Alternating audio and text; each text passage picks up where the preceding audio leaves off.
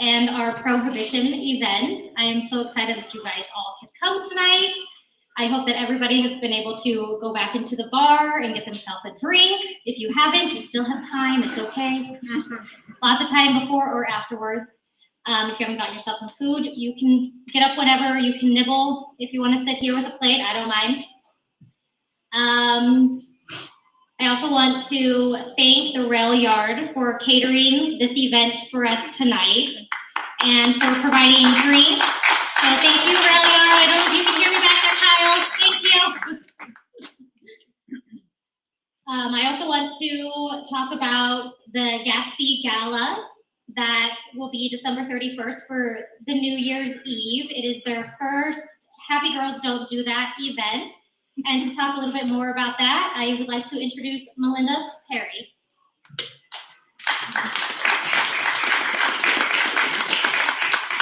Good evening, everyone. Thank you for allowing this moment for me to speak. Happy Girls Don't Do That is a new organization. We are a nonprofit, and we teach youth about gratitude, happiness, and positivity, because these are qualities we know from science that we are not born with, and they are no longer being taught, usually in a lot of households and in school situations. We teach it through individual development, community development, and social global influencing. We have just launched our very first chapter in Gillette, and I am a world global gratitude ambassador, and because of that opportunity, I have 23 countries right now just chomping at the bit for chapters to get started so they can partner with chapters across America to run projects simultaneously. Our gala, our Gatsby Gala, will be our first annual fundraising charity event on New Year's Eve. We have fun and games and surprises. The doors open at 8, and we'll go till about 1. We will serve champagne at midnight and do the big countdown. We are keeping it very 1920s period, Gatsby period, with the events that we're doing, the music that will be played, and also the hors d'oeuvres and desserts that are being served. So it's guaranteed to be an absolutely bee's knees event. I would encourage all of you, if you have questions, we put flyers on the chairs with information on the back. Feel free to take some and pass them out to your friends. All the monies earned off of this gala will go to help chapters and supply scholarships and funding for the girls who compete on the events that they run. So anyway, anybody even have any questions before I turn it back over? I'm so grateful for being here tonight. Thank you very much.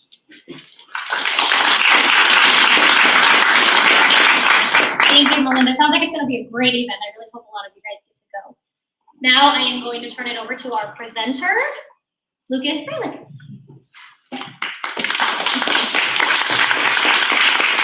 Yes, thank you. No stress, no need to applause too often, but I will never say no to a good applause.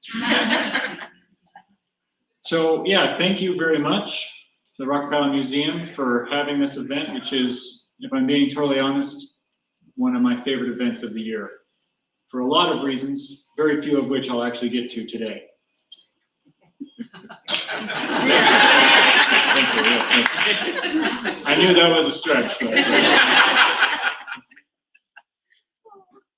but I most especially want to thank the Rockpile Museum staff, whose help of which I would not be able to compile this presentation. Their dedication and research in past years has really made researching for this project a lot easier. I also want to make sure all of you understand that I'm only going to be giving you a very thin overview of Prohibition in Wyoming and in Campbell County. If you want to know more, you need to come to the Rockpile Museum to find out. Let that be a teaser for you. Nevertheless, I still hope that you learn a lot tonight. So why don't we just get started? All right, I like a healthy outline. This is a nice, good-looking one, about 10 pounds. Very nice. So I'm going to be talking about, in rough order, these 4 things. A light background. Again, I want to emphasize how light this background is going to be. Just for the sake of time, it's not enough. Prohibition in Wyoming, again, very general overview. Prohibition in Campbell County, and of course, the fall of Prohibition. I realize looking at that now, it makes it sound like it's autumn, but please don't look at it that way. It's most definitely the fall, like literal fall. Yeah, please come on in. No worries, it's all good. I'm going to call you out because I know you and also because it's okay. All right, the noble experiment. Why is that in quotes? Well, contemporaries of the period during Prohibition, about 1920 to 1933, called it the noble experiment. And most historians these days look back and say this is the noble experiment, which I hope that by the end of the presentation you understand why they call it the noble experiment, and perhaps even why it probably wasn't so noble, or maybe for some of you why it should still be noble. That's the whole idea about history, create discussion and debate, but I'll let you guys decide for yourselves on that question. So the Anti-Saloon League and the Women's Christian Temperance Union are two of many, many groups that were fighting for prohibition in this period. And not just in the early 20th century, we're looking even clear back as the 1840s or farther. Prohibitionism wasn't new to the United States, and people have always wanted to forbid alcohol in several places. The core tenets of all their groups was very simple. Alcohol is a national curse, debasing the morality of the country and its people by encouraging poor work habits and unnecessary excess. This sounds very familiar, I'm sure. But I also want to point to your direction this very hideous poster. Now let's go through it a little bit, shall we? So you see here the overshadowing curse, the legalized saloon, and a very, very frightening hand coming down, perhaps to do who knows what to this little girl with a doll, perhaps showing innocence. And has she a fair chance? Probably not. And the whole idea behind this, and the Anti-Saloon League was very good at these sort of emotional appeals. If you're walking around, you're on the fence about this issue, you're going to see this and think, boy, I really am not anti-little girl. I'd probably better support prohibition. These sort of emotional appeals is a common theme throughout the history of prohibition. And as we'll find out much later on, it would continue for quite some time. And I want to read from you, just real quick. We're going to skip way ahead now to Congress. I want you to imagine a semi-lit room, probably really hot, with a lot of cigar smoke, and yes, perhaps a few spittoons sitting around. And a lot of men, perhaps wearing bow ties, but not nearly as colorful, as cool as mine, but a few. And they're talking, and they decide, we need an amendment for this. My constituents, my wife, my daughter, and several others really want the Congress to act and amend the Constitution to completely prohibit liqueurs. And I'm going to read to you the 18th Amendment of the United States, so just bear with me. This is the only time I'm reading to you. Section 1. After 1 year from the ratification of this article, the manufacture, sale, or transportation of intoxicating liquors within the importation thereof into, or the exportation thereof from the United States and all territories subject to the jurisdiction thereof for beverage purposes is hereby prohibited. And it kind of goes on like that. The amendment was ratified July 16th, 1919. 1 year later, July 16th, 1920. But they cheated and they let it go into effect pretty much right away, especially for a lot of states with trigger laws. Basically setting up laws in the anticipation that once the amendment passes, they're just going to go into effect. People were really jumping the gun and excited about this.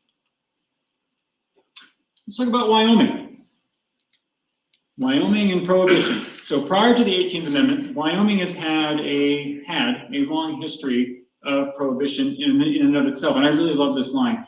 That even as early as 1876, the Territorial Assembly or the legislature, they banned liquors from any jail except when necessary for the health of the prisoner.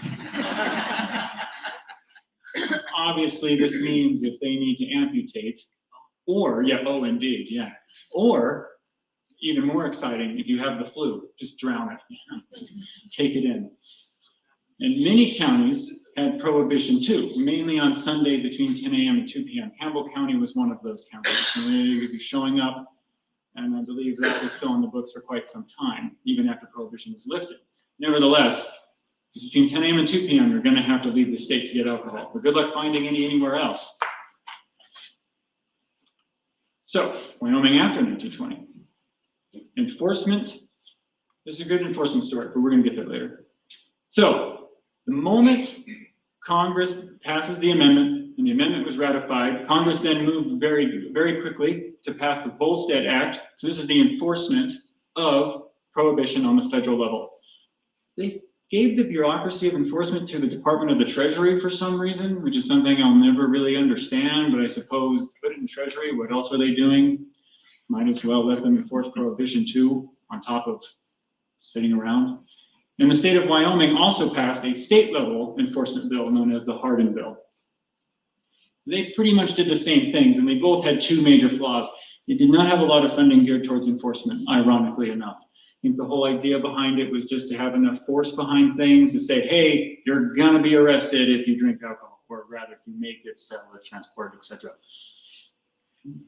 Yeah, the fear was the idea. It's too bad they didn't enforce it. So a lot of the enforcement relied on public reporting, people reporting on each other. Because again, they didn't have a lot of agents running around everywhere calling people in saying, hey, guess what? So-and-so is drinking. So instead, they much rather have the people report on each other. Wyoming is a great example of that because of our large land mass and such small population, especially back then. Why would the Treasury Department invest a lot of money sending agents all over Wyoming when we could just rely on our neighbors to do it for us? I have to have a fun story here from 1928 from the case in Edgerton. So after several attempts to find bootlegging and smuggling operations in and around Edgerton, the Deputy Federal Prohibition Director of Wyoming, Lon Davis, I'm not sure about his background, but I do know he came from Seattle. So just keep that in the back of your mind just because Seattle. He pretty much had given up on the area until he received an anonymous letter informing him that I know where their caches are, and you can get all the way from 2 pounds to 100 pints of liquor. It's an exact quote from this anonymous letter from some fellow in Edgerton. And the correspondence down the line continued to show that this guy definitely knew what he was talking about. He gave Davis a store-by-store listing of where all the alcohol was being made, stored, and where it transports from, and even to, most of it went to Casper. But don't worry, Gillette had its own thing. So the writer was very clear that they did not want to be known. Like, hey, Davis, whatever you do, don't tell the Edgerton people that I'm the one writing these.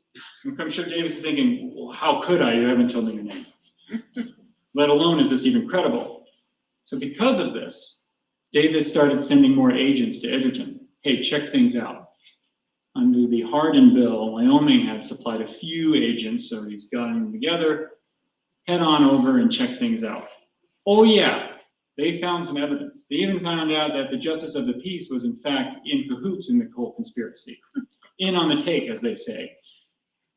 And he said, there's no point in finding anybody because I'm going to find them exactly what their bribe fee would be and just pocket it myself.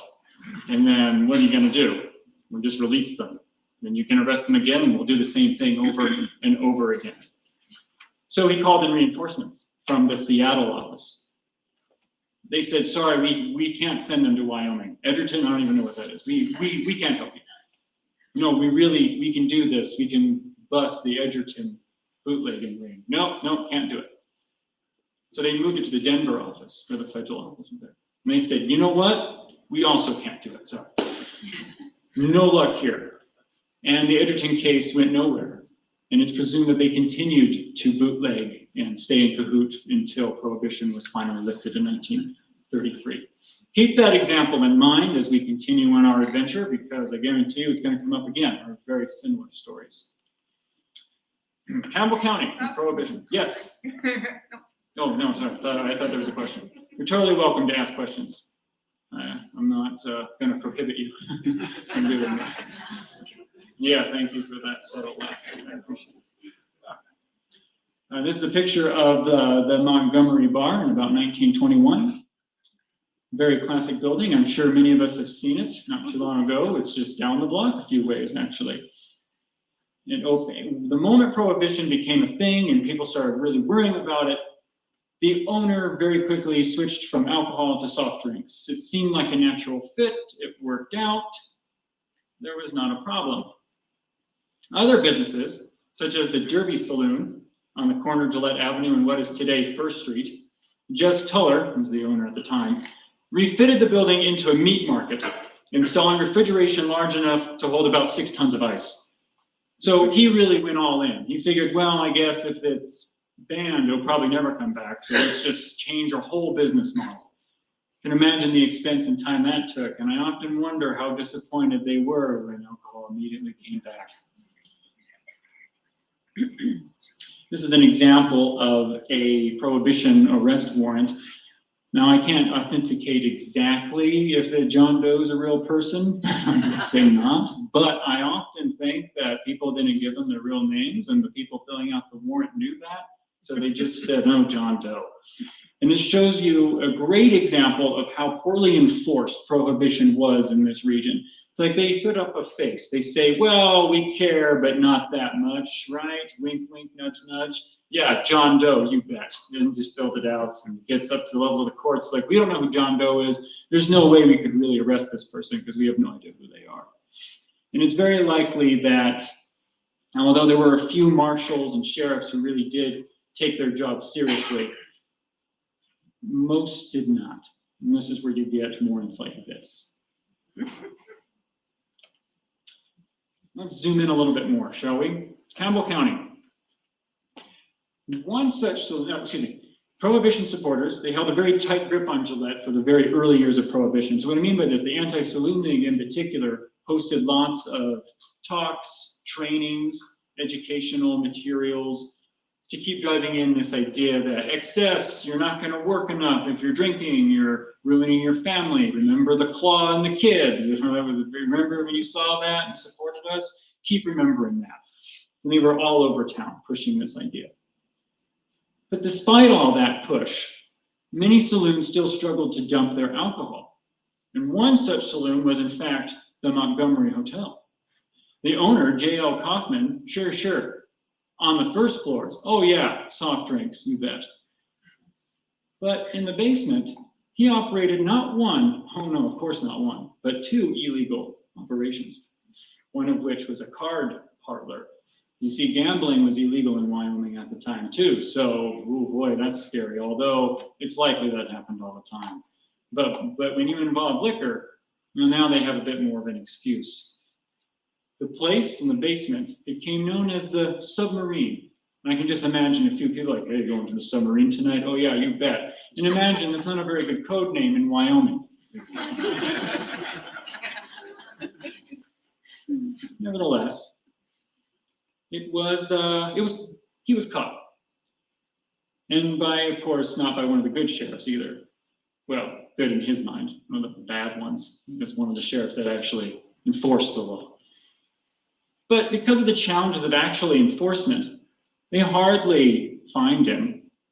And instead, they just decided, well, we can't take it away. And they've been fining people all this time. So instead, we're just going to lock up the place. So they shut the door and put a padlock. The judge said, you can't do anything for 1 year. This was in 1929. It's safe to assume that by 1930, it opened back up in total operation as if it never changed. So a lot of slap on the wrist punishment. So like the Edgerton case, enforcement was extremely difficult. And we'd like to point out a few other bootlegging adventures. Pumpkin Buttes in southwestern Campbell County was known as a hotbed of bootlegging activity. You can imagine digging this sort of sod home type design into the side of one of those hills and just, yeah, let's just make bootlegged alcohol in here. Really strong moonshine, real classic. I have to wonder what Campbell County would have called it. Yeah, I have no joke there, but I'm just wondering. And so these things would continue on and on. And as the Pumpkin Buttes example, just like Edgerton, people show up, they busted a few, They arrest a few, they fine a few. A few days later, there's another one back in operation. Part of the big problem is a lot of the enforcement officers were in on it at every level. And often those involved are also not the most savory of people. I'm not calling them bad people, not all of them, but a few were not the nicest folk. So you really don't want to be the snitch in that situation. Like, yeah, those guys did it, totally. You know, you're gonna probably get beaten up. No joke. So enforcers at the federal level especially had an increasingly more difficult time even finding informants to help them out. FYI, the Pumpkin Buttes case in particular, they supplied Gillette quite a bit, but they also sent alcohol to Casper. All right, opposition. We've been all waiting for this, I just know it. So, although widespread support, people didn't like it. Like any political issue of the day, there's always debates. Imagine coffee shops. I would say bars, but that wasn't a thing. Wink, wink. Still, people are having these arguments all over. People really lost support when the state prohibition officers murdered a man in Laramie, Wyoming, because he just happened to be driving a truck that looked very vaguely similar to a truck that they knew a bootlegger drove. Once word got out about that act of violence, suddenly nobody wanted to trust the federal agents, especially, the state agents. And then, of course, it didn't take long for it to come out that some state agents themselves were even being bribed to not turn people in. There's a lot of money to be made in illegal activity, as I hope you're giving that impression. And Caroline Lockhart was an editor in a newspaper out of Cody, not anymore. She's passed. She wrote an article accusing the county attorney of murder and of men suspected of bootlegging. That really upset the county attorney. And in fact, he went so far as to sue her for libel for that situation. She did make it, it's fine, her paper survived, but it definitely was the word of the day at the time. Kind of like when Martha Stewart was being prosecuted, it was kind of what everyone wanted to pay attention to. It's a big deal. And no, the county attorney did not get removed from office either. Kind of call it a everyone broke even type situation. Because she wasn't wrong. He was totally responsible. There was, in fact, a few, I'm going to call them a semi-resident, not sure who they were, out of Buffalo, some semi-resident, pretty close. They said, those SOBs in Washington tell me I can't drink, I'll show them I can. And he probably did, like everyone else. The tide turns. So as early as 1932, bills were starting to circulate in many, many state legislatures, including Wyoming's and Congress, to begin bringing alcohol back. In fact, it went so far as to say President Roosevelt himself, by 1932, signed a bill that Congress had passed to allow light wines and liquor during certain times of the day. Like, oh, of course you can drink now. Oh, okay. Like they weren't doing it anyway, but it was becoming increasingly more okay. And those same arguments, so shall we recap them briefly? For the family, encourages too much excess and poor work habits. This is in the middle of the Great Depression. No one was working anyway. We might as well drink while we're sitting around, right? So that argument was becoming pointless, is what I'm saying. They're not nearly as strong of an appeal because you don't have a job and I'm not drinking, therefore I can drink and get a job, right? So those ideas were falling apart. The Anti-Saloon League by this point was dissolving, if not gone. The Women's Temperance Union was right along with it. So their great advocates were also disappearing. And again, there was lots of money to be made both ways. So you had companies like Budweiser and Busch, who at the time switched to going to such diverse markets as making car bodies and selling bricks and milk jugs and things like that. Very unusual. So they wanted to get back to what they were founded on, which is making alcoholic beers. So lobbying was becoming a bigger thing. So a referendum was held in 1932 in Wyoming, where the whole state voted 3-1 to repeal the strict prohibition, and Campbell County in particular voted 1,280 to 807 to repeal prohibition. Well, that's a great endorsement to pull out. So Wyoming once again passed a few trigger laws for, are we ready for this? Hold your breath, drum roll. Yeah, thank you. The 21st Amendment was ratified December 5th, 1933. Woo! Yeah, very exciting. But, I know, don't clap too much. Wyoming, unfortunately, was not one of the states to actually ratify. But not because they didn't want to. The legislature just couldn't meet soon enough. That's how fast they ratified this thing. You know how long it takes governments to do anything? Quite a while, as most of you would probably know. So they wanted to drink, I tell you. And I love this picture, because this is the first recorded use of the famous Budweiser Clydesdale shortly after the 21st Amendment was ratified on December 5th. They were so excited that the owner of Budweiser at the time decided to send a team to the White House and present President Roosevelt with a case of beer. Thank you. Yeah, that's it. Thank you. I wasn't cosplaying as Roosevelt there.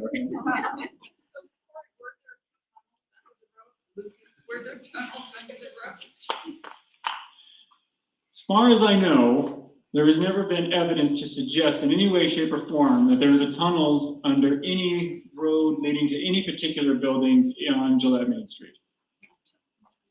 And I'm going to be very certain of that, and I will die on this hill. I'll die under it. No, we're entrepreneurship. Any other questions? Oh, don't all jump up at once. I know this.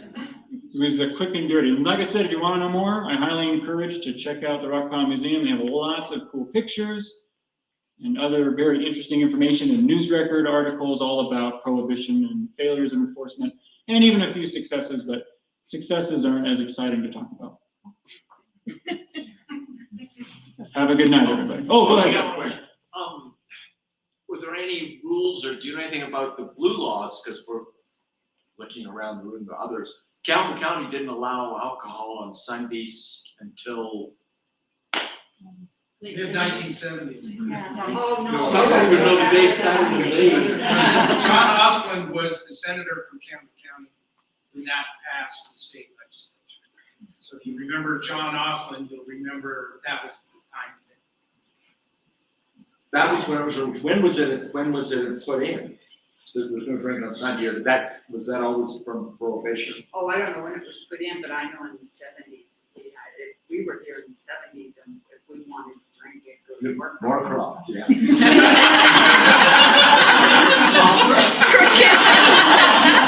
hung out there thinking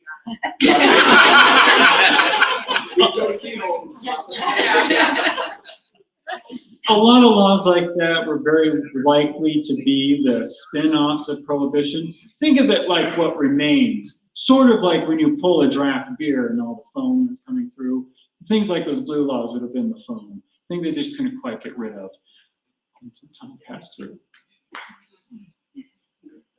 Thank you.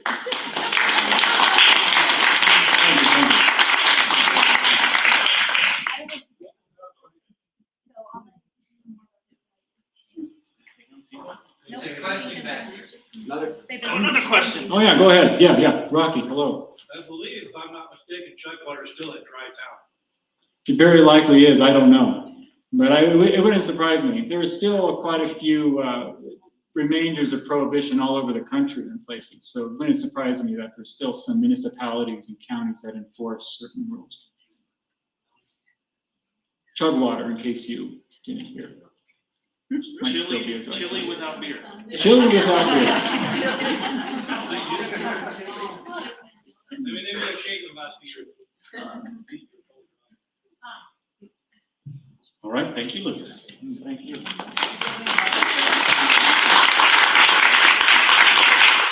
In addition to being an excellent historian, Lucas is currently the museum board president. So helps keep this place going.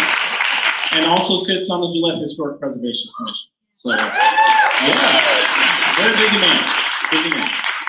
Thank you all for coming. Please get another drink, eat some more food, stay as long as you want. Not too long, but as long as you want. There are some giveaways on the table back there, courtesy of our friends at Sheridan Brewing. Sheridan Beer, Blacktooth Brewing, that helped us with our first history pub back in 2019. So our goal is to try to do these history pubs from time to time. So if you have an idea, subject matter, you want to help, you want to sponsor some free drinks, come see me. But thank you all for coming.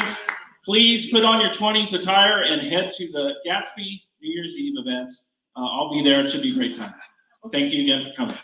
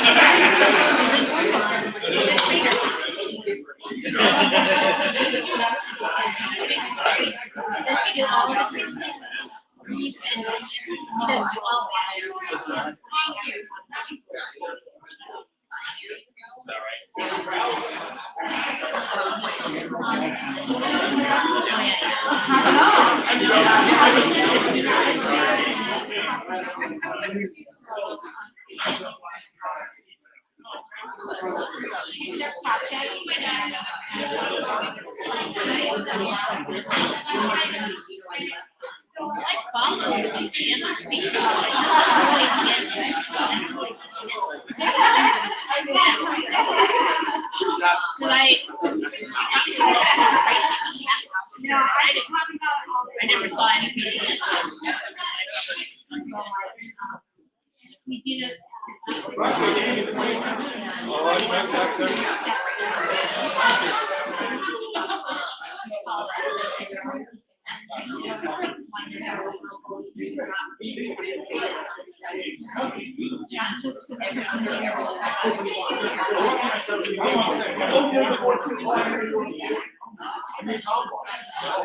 It's new, we launched the name.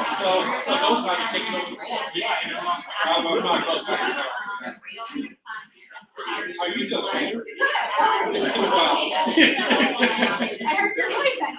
You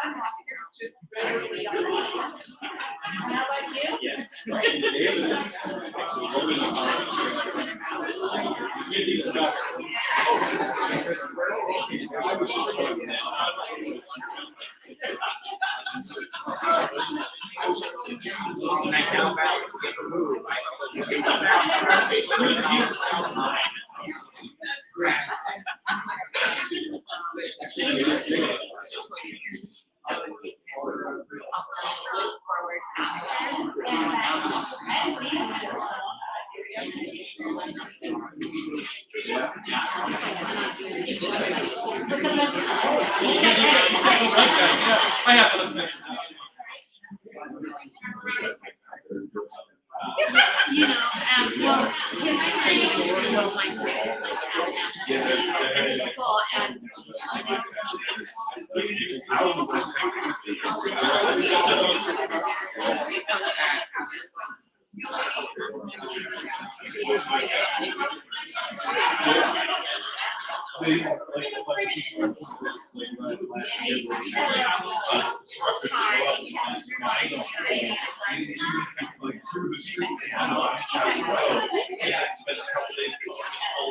Yes, you have. There we go. I have one. Danielle got,